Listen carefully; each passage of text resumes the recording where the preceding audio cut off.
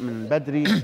وعلى فكره الطريقه اللي لعب بيها حسام البدري اللي هي 4-2-2-2 ثلاث اتنينات دي الطريقه الجميله اللي لعبنا بيها كمنتخب نادي الزمالك وبعض الفرق المصريه في بعض البطولات بتجبر المنافس انه ياخر بدايه هجمته، يعني يبتدي من وراء الهجوم. وده لو لاحظناه في المباراه كان الترجي بيضطر يلعب كره طويله قوي لراس حربته نيانج عشان يخترق او ينقل اللعب. من مميزات هذه الطريقه مع الضغط المبكر للعيبه النادي الاهلي اجبار الترجي على انه ما يحضرش. نعم.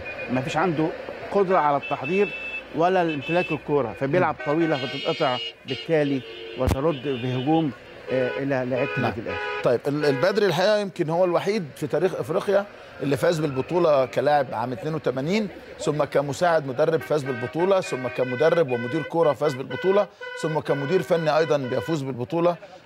ابو حسام الحقيقه من البدايه كان مشروع مدرب ناجح، ويمكن هو امبارح خرج عن شعوره وقال انه رد اعتبار لي انا شخصيا، تشعر انه كان عنده غصه في القلب من الخروج امام الترجي بضربه يد نرامو من اكثر من عام، وانه سعيد انه بيعود من جديد وبيحقق لقب هو كان بيحلم بيه. فاز مع الاهلي ببطوله الدوري وخرج من النادي الاهلي بكل اسف بطريقه لم يكن يستحقها، وفاز مع المريخ ببطوله الدوري السوداني، والان بيفوز مع الاهلي ببطوله ابطال افريقيا وبيشارك في كاس العالم اليابان. وعايز اقول بس اسف للاطاله انه من الممكن ان يخسر المباراه الاولى امام بطل اليابان وفريق صعب جدا. مش عايزين اللي عمله حسام بدري كله يعني يبوظ امام خساره قد تحدث، وان شاء الله يفوز في اليابان. ما هو مش معقول ابدا نقعد نقول ده هذا رجل عظيم. ايوه.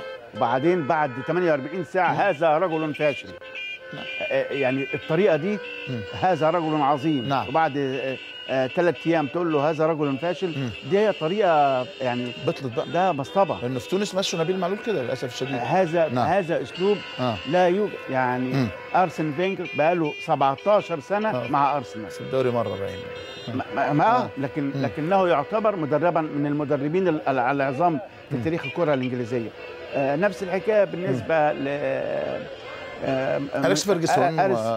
فيرجسون مع مانشستر يونايتد. اذا يعني عايزين نبطل ده. يعني من الوارد انه يخسر قدام بطل اليابان، وارد. لكن وارد انه يكسب، ولو لعب بالطريقه اللي لعب بيها وبهذا الاداء الممتع اللي قدمه الاهلي قدام الترجي ممكن يعمل نتائج كويسه جدا. ثم احنا عايزين المتعه، يعني عايزين نمارس الكوره واحنا مستمتعين. الاهلي لما خد المركز الثالث في اليابان الناس ما زعلتش وفرحت بالاداء قبل المركز. وفرحت باداء قبل المركز. طيب هو لسه يعني الدوري الياباني في مراحله الاخيره، مش قادرين نقول مين بطل لليابان، لكنه في الاول من ديسمبر سيتحدد، والفرق نقطه بين المتصدر وبين الثاني. خليني ارجع تاني للمتعه. يعني واضح ان الاهلي ادخل المتعه على نفوس المشاهدين. كره قدم، اداء. الناس مش عايزه المباراه تخلص. ده صحيح. قال انا كنت عايزها تخلص.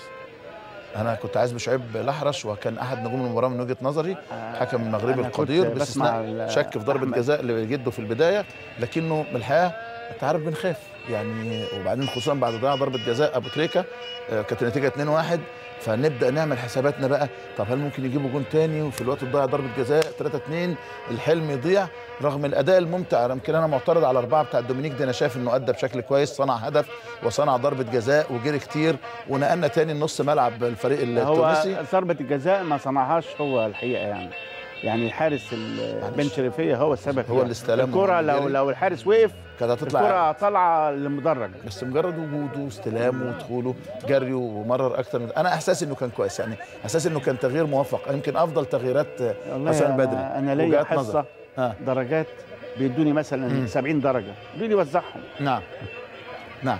طيب خليني هرجع للخبر المهم اللي كنا قلناه في الاول، انه شكرا جزيلا دكتور عمرو عبد الحق. الحقيقه اجتماع الساده الرياضيين والاعلام الرياضي للمؤازره والمسانده لحادث قطار منفلوط هيبقى يوم الثلاثاء الساعه 12 بفندق شيبرد، تاني الساعه 12 ظهرا بفندق شيبرد. تجمع الاعلام الرياضي، الاعلاميين بصفه عامه، الرياضيين، اي حد من الساده الافاضل عشان نضع استراتيجيه لزياره لمنفلوط من اجل المسانده الماديه والمعنويه على ارض الواقع بدلا من الكلمات فقط لا غير. اتمنى انه حتى الساده المتبرعين اللي ما عرفناش نجيب رقم حساب بعضهم يكون موجود معانا او كلهم يكونوا موجودين معانا عشان نشوف الوقفه المعنويه والماديه بجوار ضحايا هذا الحادث الاليم جدا. انا الحقيقه مش عايز اقطع عن صوره النادي الاهلي يا استاذ حسن رغم ان بيقولوا لي فاصل، لكن خليني شويه مع الصوره. متعه الاهلي لا تنتهي، يعني يمكن احنا عندنا اكتر من تقرير لكن واضح ان متعه الاهلي لا تنتهي داخل الملعب او خارجه يا استاذ حسن. طبعا له جمهور عريض وفريق خاض تحديات كبيره جدا عشان يفوز بالبطوله. كان في كلام ان الفوز صعب قوي. لا مش كان في كلام، كان مؤكد ان الفوز صعب. يعني بس كان في كمان هجوم يعني بعد المباراه الاولى وبعد التعادل 1-1. شريف اكرامي خد شويه ما حدش شافه، يعني ابو تريكه خد شويه ما حدش شافه. حسام البدري وان التشكيل خطا وانه ليه لعب بابو تريكه وابتدى بيه، وان مش يعني الحقيقه برضو كان يعني ما حدش بص قوي للاهلي اللي كان بيوصل كتير ومستحوذ على الكوره وبيهاجم فريق كبير زي الترجي في مصر، بينما الترجي من هجمه واحده تقريبا احرز هدف او كانوا ليه هجمتين يعني. في استاد رادس سيطره شبه كامله وتنوع في الاداء ما بين الشوطين وتغييرات. يعني انا ببص للتغيير هو عايز يعمل ايه. التغيير موفق. يعني زي ما انت قلت يمكن دومينيك عشان بيجري بسرعه هو محتاج ان الترجي حصل اندفاع عشان يعوض الخساره بهدفين، فاكيد دومينيك هيقدر يستغل المساحات الفاضيه اللي بسرعته العاليه جدا. بعد كده يعني رامي ربيعه لم يختبر الحقيقه، ما اقدرش اقول ان هو عمل حاجه لكنه كان تغييرا دفاعيا في الفتره الاخيره. وليد سليمان اصيب فتغير، لعيب هايل طبعا جدا وعنده رؤيه في الملعب وعنده خفه وفوت وورك، يعني هو